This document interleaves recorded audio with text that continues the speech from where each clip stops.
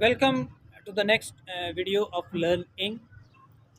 इस वीडियो में मैं आपको बताऊंगा मॉडल ऑक्सिलरीज के नेक्स्ट जो दो वर्ड्स हैं मे और माइट, उनको हम अपने सेंटेंसेस में कैसे यूज़ कर सकते हैं। देखिए, आप सब लोगों को याद होगा स्कूल में जब एडमिशन हुआ था तो सबसे पहले टीचर ने आपको क्या सिखाया था कि पानी पीने के लिए जाना है या वॉशरूम जाना है तो कैसे पूछना है। यकीनन आपको याद आ रहा होगा कि टीचर ने आपको बताया था, आपने उनसे पूछना है may I go to drink water, may I go to washroom teacher. तो मे जो है वो परमिशन के लिए हम एक तो इस्तेमाल करते हैं, या माइट भी हम इसी तरह परमिशन के लिए इस्तेमाल कर सकते हैं।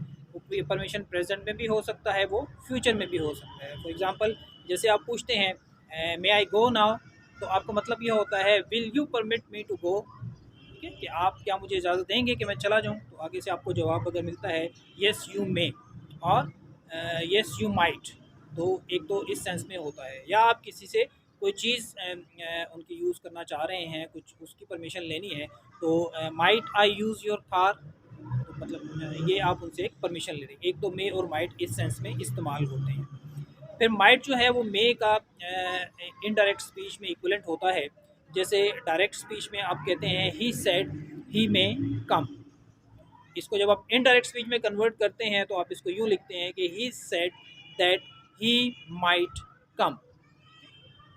इसी तरह मे और माइट का यूज़ है वो एक फैक्चुअल पॉसिबिलिटी को शो करने के लिए भी हम यूज़ करते हैं। जैसे I may go to Karachi next week, मतलब इट इज़ फैक्चुअली पॉसिबल कि मैं जाऊँ कराची नेक्स्ट वीक। या जो एक प्रोवर्ब है बड़ी famous, you may lead a horse to the water but you can not make it drink.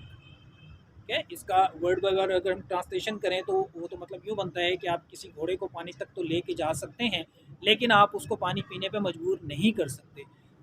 ये मुहावरा ऐसे मौक़ों पर बोला जाता है जब आप किसी को कोई अपॉर्चुनिटी दे रहे हों और हर चीज़ उसके लिए रेडी कर दी गई हो, बट वो फिर भी अकॉर्डिंगली रिस्पॉन्ड ना कर रहा हो, तो आप उस सेंस में भी यूज़ कर सकते हैं इसको कि you may lead a horse to the water but you can not make it drink. इसी तरह जब आप विश करते हैं किसी को, किसी के लिए प्रेयर के तौर पे कोई कलमात आप अदा करते हैं, कोई वर्डिंग इस तरह की बोलते हैं किसी की हैप्पीनेस के लिए, हेल्थ के लिए, तो आप मे का यूज़ करते हैं। जैसे may you live long, may you have a wonderful day, may you be blessed with health wealth and happiness. इस सेंस में भी आप मे का यूज़ कर सकते हैं। मे और माइट ऐसी पॉसिबिलिटी को भी के लिए भी यूज़ किए जा सकते हैं जो डाउटफुल हो।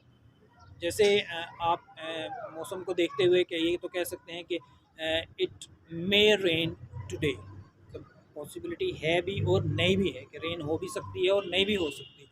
तो ऐसी ऐसी सिचुएशन जो डाउटफुल हो, जिसके बारे में आप श्योर ना हो, तो आप उसके लिए मे और माइट का यूज़ कर सकते हैं। For example, the letter might have been written in Chinese. आपको समझ नहीं आ रही किस तरह की वो लैंग्वेज है, क्या है, तो आप एक डाउटफुल वे में कहते हैं कि इट इज़ पॉसिबल कि वो चाइनीज़ में लिखा गया है। तो एक ब्रीफ वीडियो है आपको क्लैरिफाई करने के लिए कि मे और माइट किस मौके पे आप यूज़ कर सकते हैं। I hope this is helpful. Thank you for watching.